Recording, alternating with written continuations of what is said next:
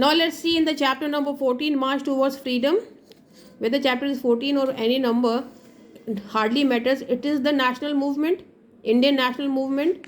The time given for this is between 1917 and 1947. In 1916, before 1916, Mahatma Gandhi reached India. So this is the time when it is the Gandhian era.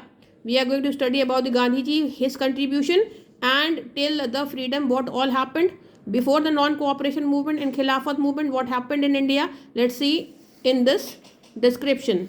Lucknow Pact of 1960 made the British government realize that repressive measures alone were insufficient to check the growth of anti-British feeling among the people. Means the Britishers realized, उन्होंने realize किया कि अगर हम ऐसे ही torture करेंगे, ऐसे ही repressive measures लेंगे, दबाते रहेंगे सामने लोगों को, इंडियंस को, तो उससे उनको कोई फ़ायदा नहीं पहुंच रहा है. उन्होंने रियलाइज़ किया that in order to satisfy the nationalist they had to grant some their suggested reforms. कुछ उनके रिफॉर्म्स को मानना पड़ेगा, कुछ चीज़ें जो वो चाह रहे हैं उनको करना पड़ेगा. Otherwise they will not be able to lead India, they will not be able to rule India any more. The Government of Indian Act 1990 was an act of the British government that sought to increase the participation of Indians in administration.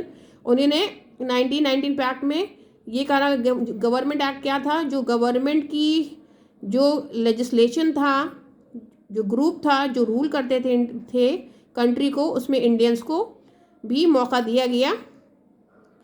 Act was based on the recommendation of a report by Edwin Montagu, the then Secretary of State for India, and Lord Chelmsford, India's Viceroy between 1916 and 1921. तो इस बात को convey करने वाले, उनको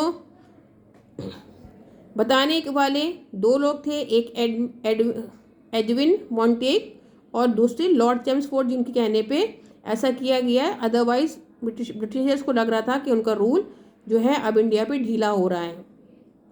Montague Chelmsford reform और Montford reform में क्या था, उनके मेन फीचर्स क्या हैं. Dyarchy was introduced in the form of two classes of administration, namely the executive councillor and ministers, और दूसरा the government was the executive head of the provincial government. जो governor होगा वो प्रोविंसेस का, वो states का हेड होगा. The subjects were classified into two list. दो लिस्ट में सब्जेक्ट्स क्लासिफाइड थे, reserve and transferred. Reserve list और ट्रांसफर लिस्ट, ट्रांसफर होके आए हैं और रिजर्व हैं.